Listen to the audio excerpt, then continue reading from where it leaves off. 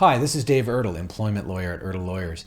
Today we're going to discuss what a just cause termination is and why it can be difficult for an employer to win these types of cases. If you've been terminated with cause, stick around and learn why you still might be entitled to severance pay after all. When an employer terminates you for cause or with just cause, the employer has taken the position that you've engaged in conduct that warrants termination without any notice or pay in lieu, meaning no severance package. The employer is saying that the employment relationship has been permanently damaged and no other form of discipline was appropriate in the circumstances. Unless the conduct is especially serious or happened on previous occasions for which you have been warned, it can be very difficult for an employer to establish just cause. In determining whether just cause exists, each case must be examined objectively and on its own facts. The test is whether the employee's misconduct gave rise to an irreparable breakdown in the employment relationship. Examples of conduct that might justify a termination for cause include theft, insubordination, lying to the employer, violence in the workplace, and poor performance that is uncorrected. But it could be any number of things depending on the circumstances.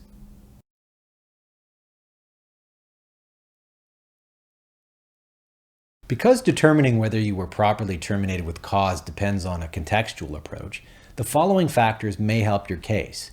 First, a just cause dismissal is the capital punishment of employment law, and as a result, the onus is on the employer to show misconduct of the most serious kind. Second, a single instance of misconduct is often not enough to warrant dismissal for cause.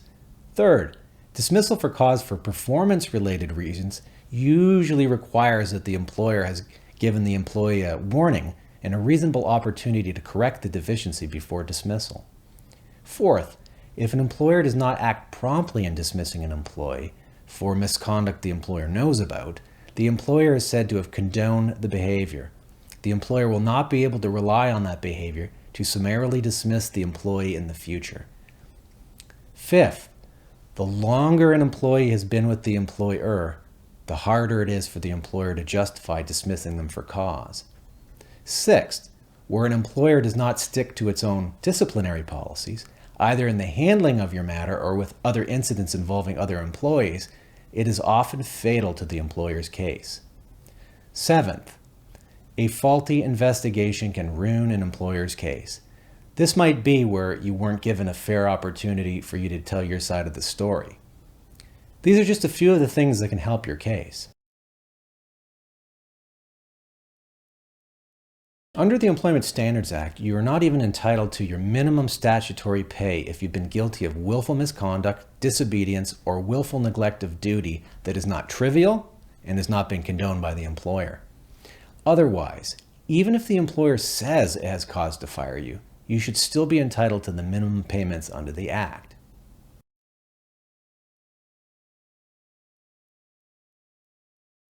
If you were terminated for cause, your entitlement to employment insurance benefits is determined by the Employment Insurance Act and the discretion of an employment insurance officer, board, or umpire. The Employment Insurance Act uses the standard of misconduct. Precisely what type of misconduct would disqualify an employee from receiving benefits is not clear, but many employees who are terminated by their employers for cause are still eligible for employment insurance benefits. In my view, this is probably due to the fact that many employers do not tend to respond to questions asked by employment insurance officers. First, there's no legal obligation to do so. Second, an employer has no economic interest in whether the employee receives employment insurance benefits. The Employment Insurance Act basically states that in the absence of any evidence from the employer, they are to give the benefit of the doubt to the employee.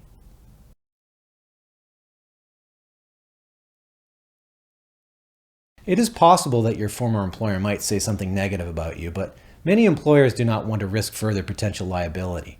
In addition, it's usually in the employer's interest that you find work as quickly as possible. Having said this, there are potential solutions to this dilemma. It is important to speak with an employment lawyer about this. If you've been terminated with cause, don't give up hope. It's important to know that it can be difficult for an employer to prove cause. Ertl Lawyers has extensive experience representing employees accused of misconduct, and we regularly get severance pay for our clients who have been terminated with cause. Call us for a free consultation. Our help can make all the difference.